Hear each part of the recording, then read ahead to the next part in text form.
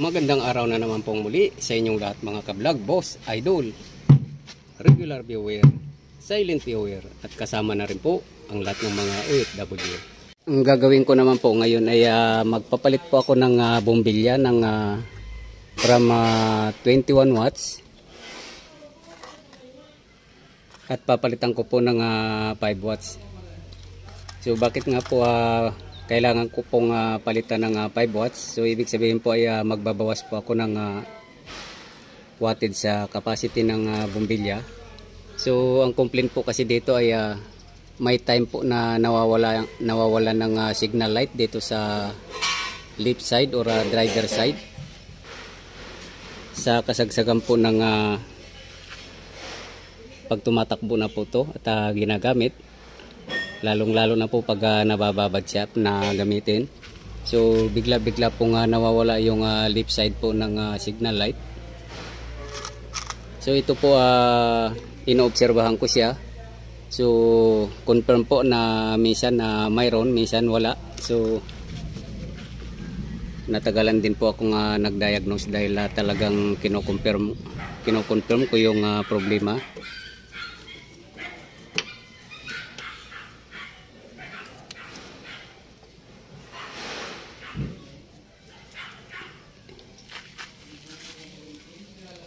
So ito po yung original pero nakalagay dito, pero hindi pa po siya sira. At ito naman yung ipapalit ko na 5 watts. Ayan po yung ano niya, specification niya. At ito naman yung 21 watts na bombilya, 24 volts. Ito po yung specification niyang nakalagay dito. So kung pagmasdan po natin ay mataas po yung wattage niya. At ito, so since mayroon po siyang controller, yung BCU po, body control unit, at kontrolado po itong signal light na to, mga lightings ng BCU. So itong taas po ng wattage niya na to ay nagkakaroon po ng epekto ito. So yung base po sa experience ko, mayroon po akong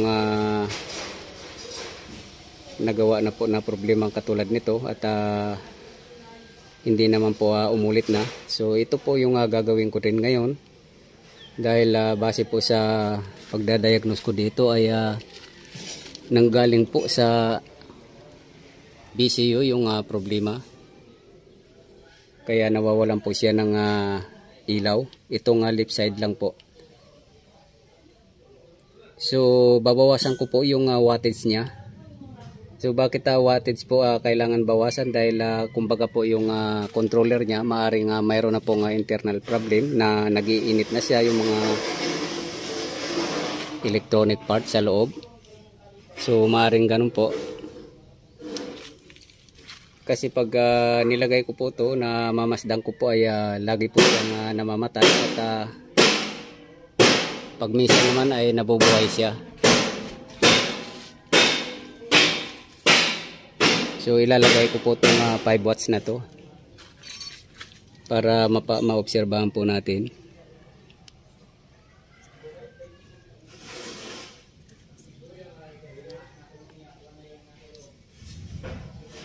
Yan. So kapag ito po yung ginagamit na bombilya ay wala po akong nakikitang fluctuation sa ilaw or sa control. So tuloy-tuloy po yung operasyon niya.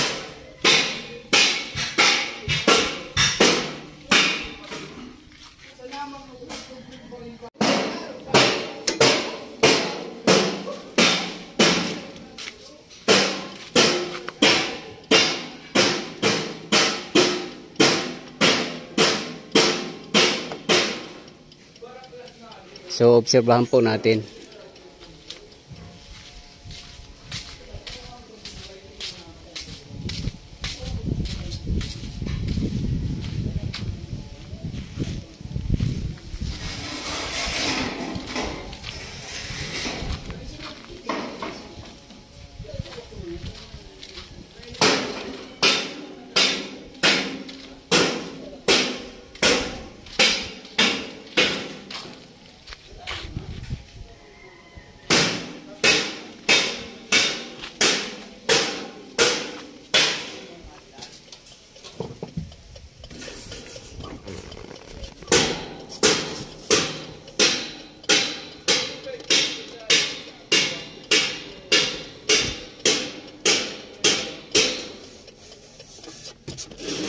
So ito po yung VCU na nagko-control po sa mga lightings. At sa starting system din po ay mayroon din kasali po dito, wiper, may mga headlight, may park light. So nandito po kinokontrol po ng VCU na to.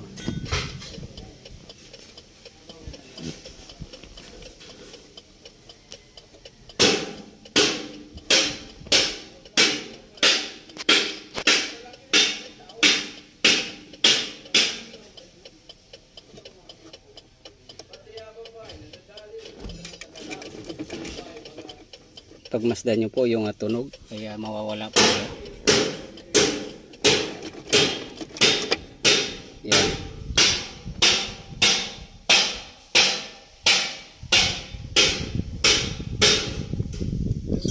So ibig sabihin po yung control na to ay confirm po na kontrolado niya yung signal light hazard.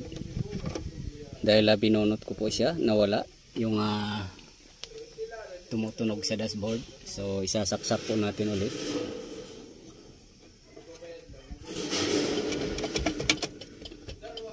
So ito po yung VCU na sinasabing controller po ng mga lightings.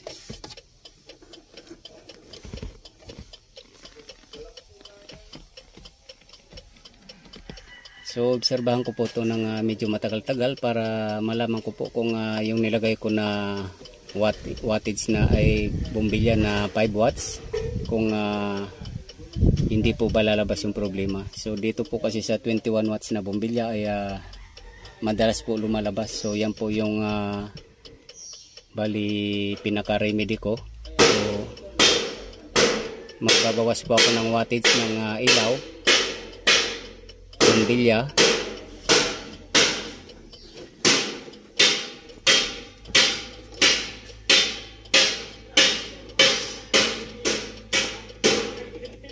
kasi kung baka sa ano po ay habang tumatagal po itong controller na to ay humihina na rin po yung mga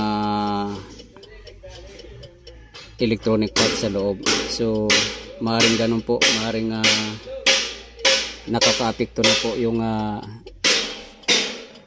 mataas na wattage ng mga lightings. So kailangan pong mag-reduce.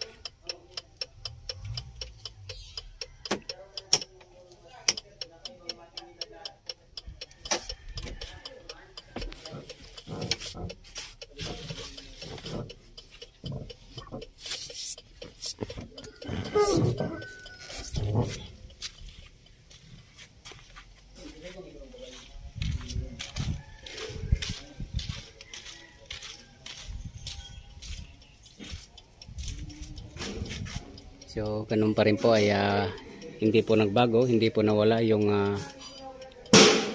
fluctuation.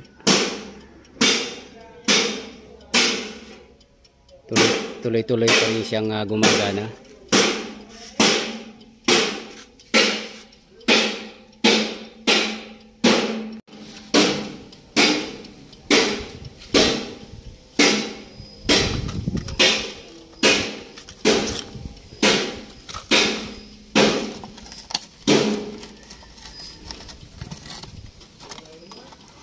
So since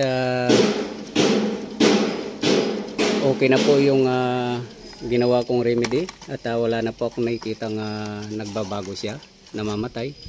So pag nilalagyan ko po kasi ng 21 watts ay automatic po nag-ano siya, nag-o-off siya.